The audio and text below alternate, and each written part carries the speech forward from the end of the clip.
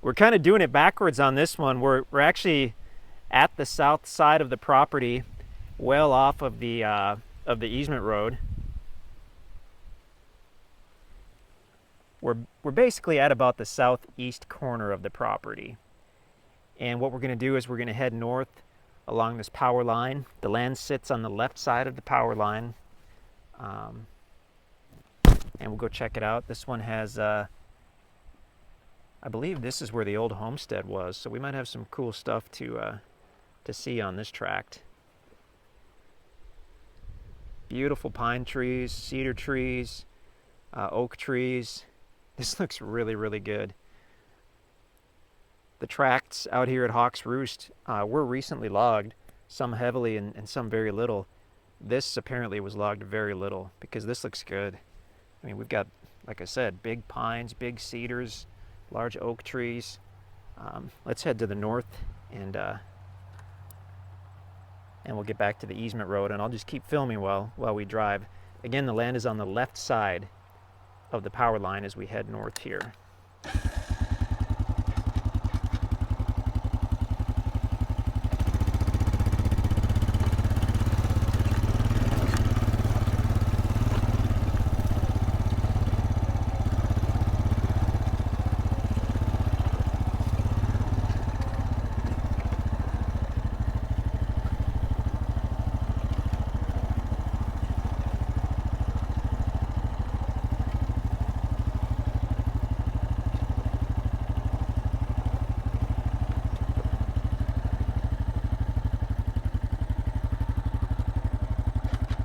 That looks like a trail back there. I'm going to back up and check it out.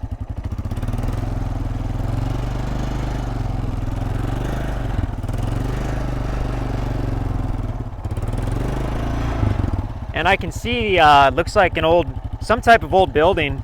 So this was the original home site for this homestead many, many years ago. So there's no telling what we'll find in and around the home site.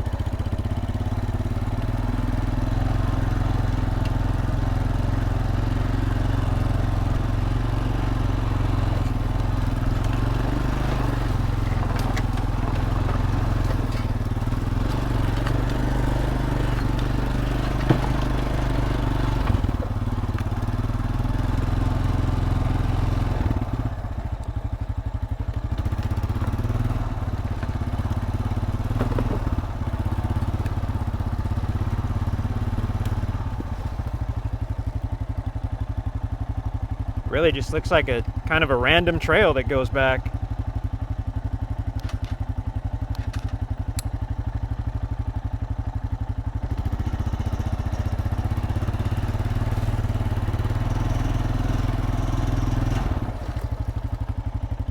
I just love those pine trees. Tough to find large pine trees in this area, definitely.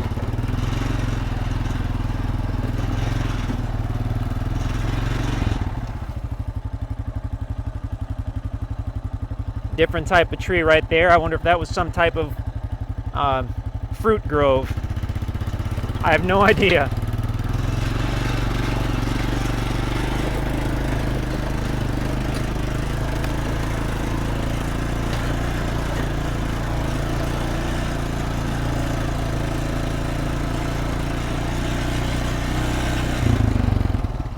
All right, let's keep on heading north, and we'll get back up.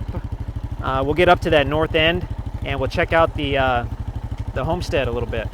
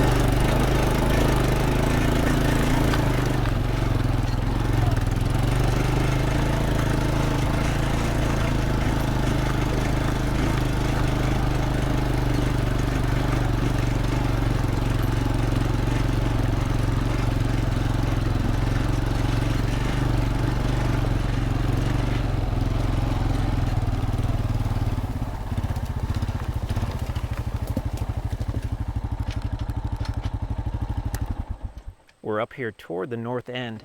I just spotted one of the biggest cedar trees I've ever seen in my life, and I wanted to check this out to see if it was actually a cedar.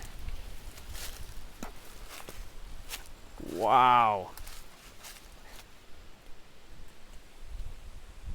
That is a big, big, healthy cedar tree. Let's see how wide that is. That is about 30 inches. That's about a 30-inch diameter cedar tree. That's amazing. And that's right up here by the homestead, so that was probably planted. Actually, we've got a really interesting grove. I see several other humongous cedar trees. And it's right up here by the buildings. I see a lot of different trees, so they likely planted these. I mean, a tree like that has just got to be well over 100 years old. That is perhaps the biggest cedar tree I've ever seen. It's gorgeous. After the property's been paid for in full, you're welcome to cut or sell the timber. There would definitely be a market for a lot of these trees. These huge cedars are really hard to come by. I can see 8 or 10 gigantic cedar trees from right here where I am. Can't cut those until the property's paid for in full. But after you've paid for it in full, you can sell those. You can let them continue to grow. You can do your thing. Those are beautiful, beautiful cedar trees. Wow, there is a lot of wood in that tree. Holy cow! I kind of got sidetracked there. I was on the way to check out the old home site. Okay. This video is becoming pretty lengthy, but there's just a lot to see on this property. My goodness. Okay, check out my map and see. Okay. Well, let's go up and check out that building, see what that's all about.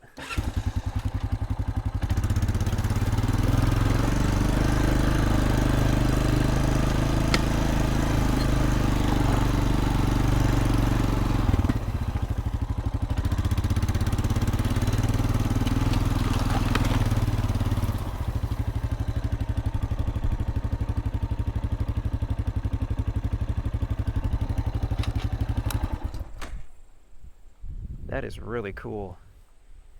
That's an old one.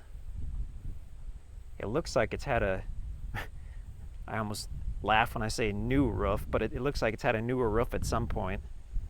This building, the structure itself, I'm sure predates that corrugated steel. That was probably done in the 30s or 40s maybe? Anybody know more than me about that? And then there's another structure up there. I'm not sure which was the house and which was the barn.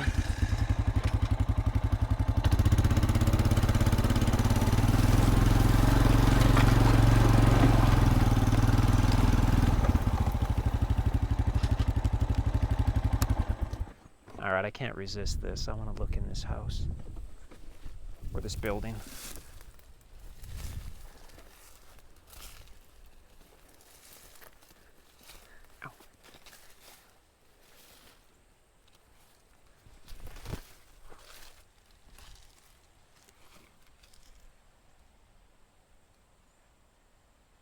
That is an old one. Some really cool barnwood though. Wow.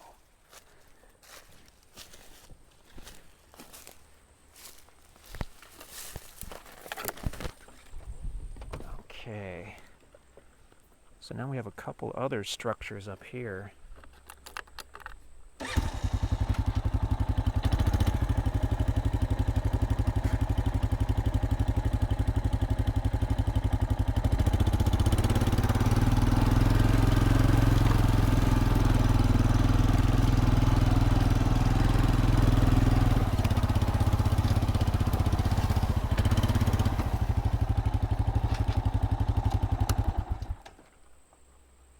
Looks like some kind of shed, and then that must have been the original house right there.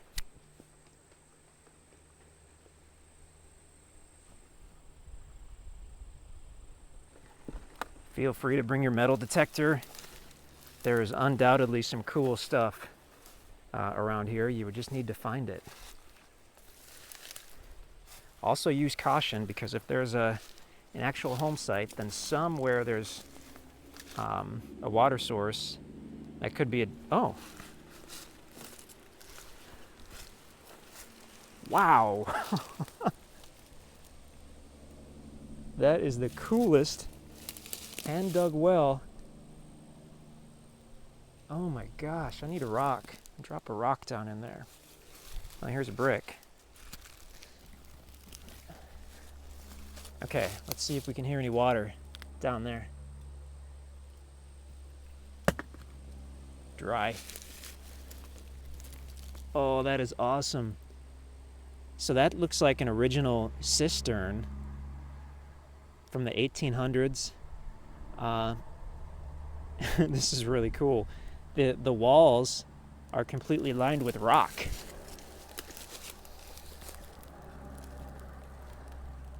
Hard to see, it's a little dark there. But it goes down about 8 feet or so. And they've actually lined the walls with rock. The hole you see here is quite a bit smaller than the cistern itself. That looks like it's about maybe 10 feet in diameter.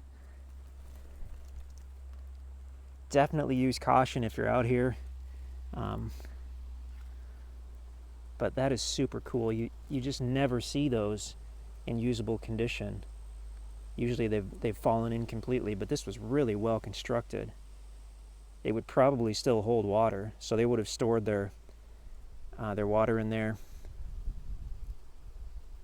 and had a water source for when things got dry. Wow. Looks like another old.